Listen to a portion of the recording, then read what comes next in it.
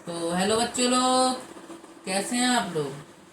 तो आज ये हमारा केमिस्ट्री का एपिसोड 2 है, केमिकल रिएक्शन एंड इक्वेशन का। तो आज का हमारा टॉपिक है बैलेंस इक्वेशन। तो मैं सबसे पहले आपको ये बताना चाहूँगा हमें इक्वेशन बैलेंस करने की ज़रूरत क्या पड़ती है, हमें क्यों इक्वेशन को बैलेंस करना है। बिकॉज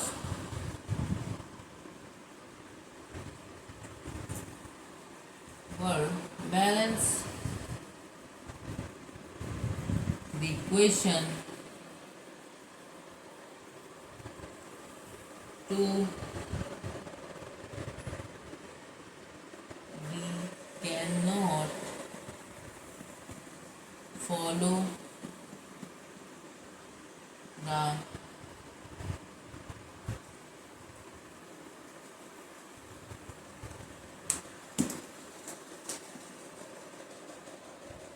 law of conservation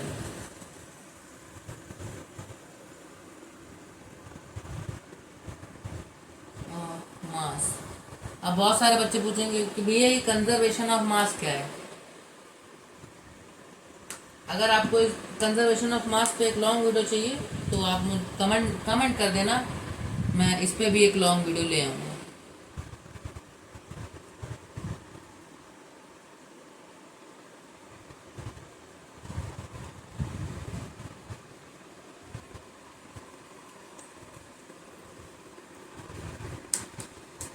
तो चलिए आगे बढ़ते हैं। अगला हमारा टॉपिक है स्केलेटन इक्वेशन। स्केलेटन इक्वेशंस क्या होती हैं, फिर मैं अभी आपको कुछ बैलेंस इक्वेशन के एग्जांपल भी करके दिखाता हूँ। पहले मैं आपको दिखाता हूँ स्केलेटन इक्वेशन क्या होती है, क्योंकि ये दोनों बिल्कुल सेम है।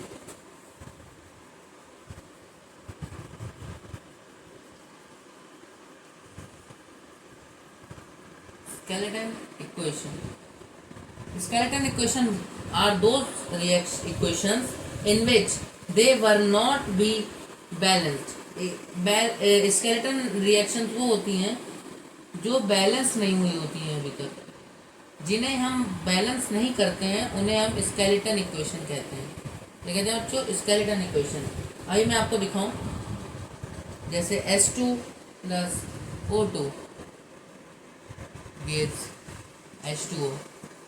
अभी ये एक स्केलेटन इक्वेशन है, और अगर हमने इसमें यहाँ 2 लगा दिया और यहाँ 2 लगा दिया, अब ये एक बैलेंस इक्वेशन हो गई। क्या हो गई बच्चों? Balance equation. ओके बच्चों, तो अब हमारा दूसरा टॉपिक है। अब देखो बहुत सारे, अब मैं आपको बैलेंसिंग के सवाल कराता हूँ। तो बैलेंसिंग के सवाल की तरफ बढ़ते हैं। ये दायरा हमारा चलता ही रहेगा। पहला है Fe plus H2O give Fe3O4 plus H2। ठीक बच्चों, अब इसको बैलेंस कैसे करेंगे। यहाँ पे 3 आ जाएगा, यहाँ पे 4 आ जाएगा और यहाँ 4 आ जाएगा। तो देखिए अब इसमें हमने बैलेंस किया। अब बैलेंस करते कैसे हैं, हम कैसे देखेंगे कि बैलेंस किया कैसे जाता है। अब देखिए जैसे हमारे पास स्केलेटन रिएक्शन थी,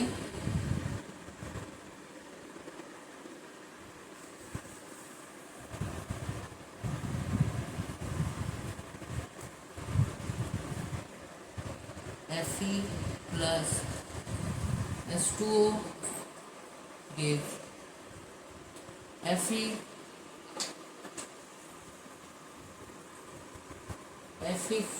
Fe3O4 प्लस H2। ठीक बच्चों, अब देखिए इसमें ये देखना है हमें कि अब हम बैलेंस करते कैसे हैं। आखिर हमें पता कैसे चलेगा हमको ये करना है, ये करना है, ऐसे बैलेंस करना है।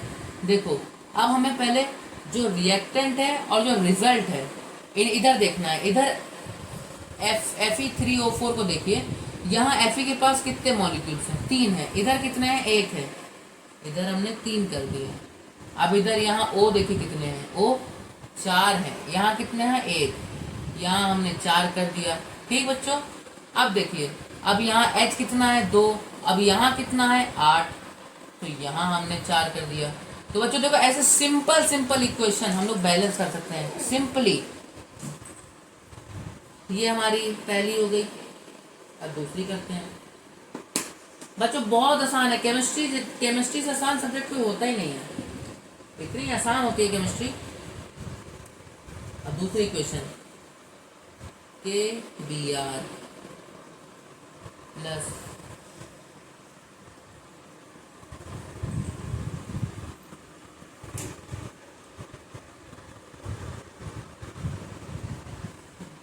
अब बच्चों देखिए,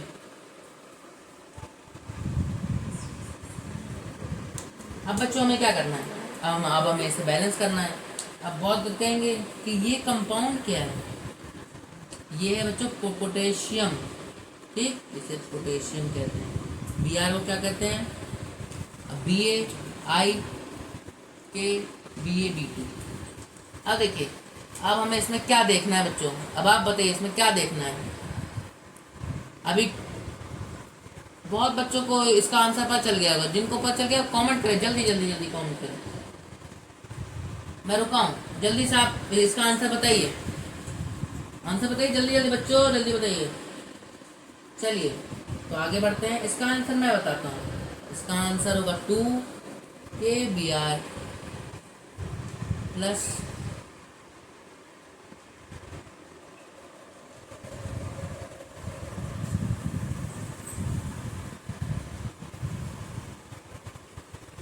अब बच्चों मैं बताता हूँ ये हुआ कैसे। अब आप यहाँ देखिए, इधर साइड यहाँ Br2 कितना है?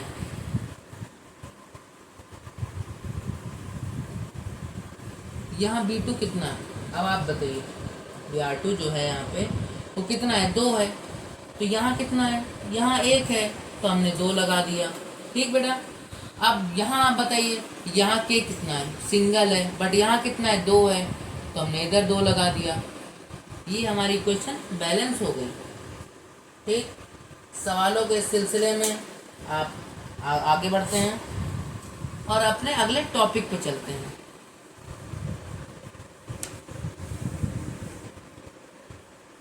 तो अपना अगला टॉपिक है types of reaction. Types of reaction मैंने शायद आपको पिछले टर्म पे ही पढ़ाया था कि रिएक्शंस के कितने टाइप होते हैं। अब आप मुझे जल्दी से कमेंट बताइए मैंने पिछले टर्म पे क्या पढ़ाया था। मैंने आपको पढ़ाया था combination reaction, combination reaction, exothermic reaction, endothermic reaction,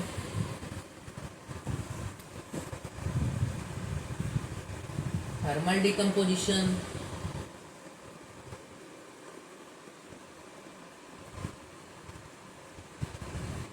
decomposition,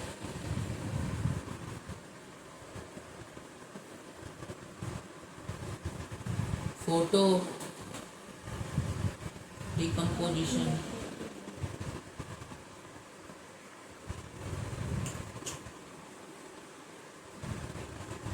और इलेक्ट्रॉनिक। आज हम पढ़ेंगे इलेक्ट्रॉनिक डिकम्पोजिशन और फोटो डिकम्पोजिशन। आज हमारा जो मेन टॉपिक है यही 2 है। अब जिन बच्चों ने पहली वाली वीडियो नहीं देखी, मैं उनको कहूँगा पहली वाली वीडियो देख के आइए, नहीं तो मैं इनके बारे में थोड़ा थोड़ा बताता चलूँगा।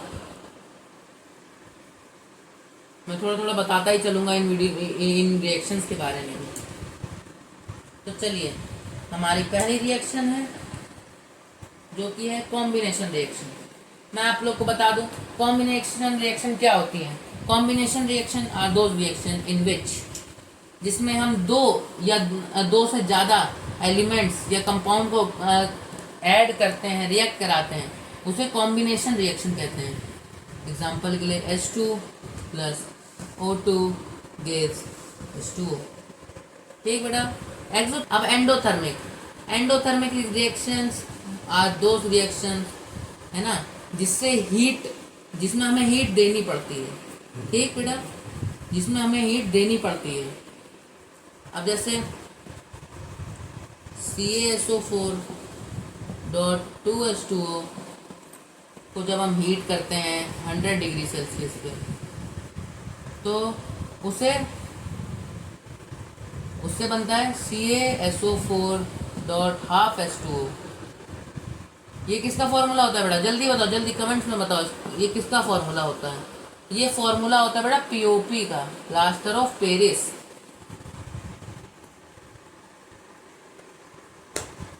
ठीक बच्चों, अब हम आते हैं अपने मेन रिएक्शंस पे, जो है हमारी photo decomposition reaction.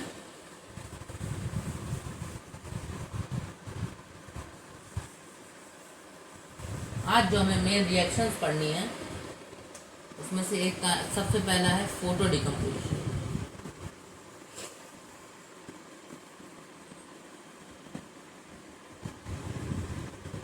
Photo decomposition reaction, इस रिएक्शन में क्या होता है बच्चों, फोटो डिकम्पोजिशन रिएक्शन में, फोटो डिकम्पोजिशन रिएक्शन आपको आप नाम से थोड़ा समझिए ये किस चीज़ में यूज़ करी जाती होगी।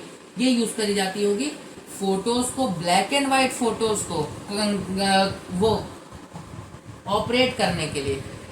जब उनको ऑब्टेन करना होता है, आपको पता होगा पहले के ज़माने में जो था, तो ब्लैक एंड वाइट फोटोग्राफी होती थी।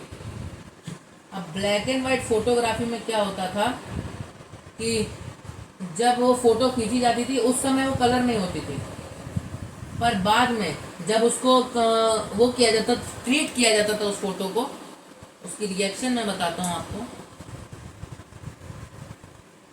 AgBr2, ये उसकी रिएक्शन होती थी। ठीक बच्चों, इसके थ्रू उसको ब्लैक एंड वाइट फोटोग्राफी को ट्रीट किया जाता था। ठीक, अब हमारा अगला टॉपिक है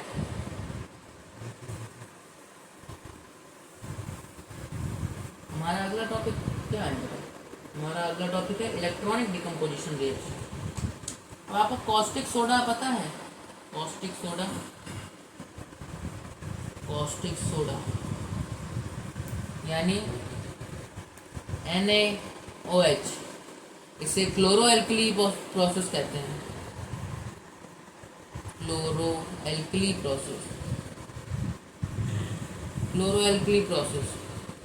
इसमें क्या होता है, जब हम NaCl एक्वस को H2O में मिलाते हैं और करंट देते हैं। अब मैं आपको बताऊं, इलेक्ट्रॉनिक डिकम्पोजिशन रिएक्शन में हमें करंट देना पड़ता है।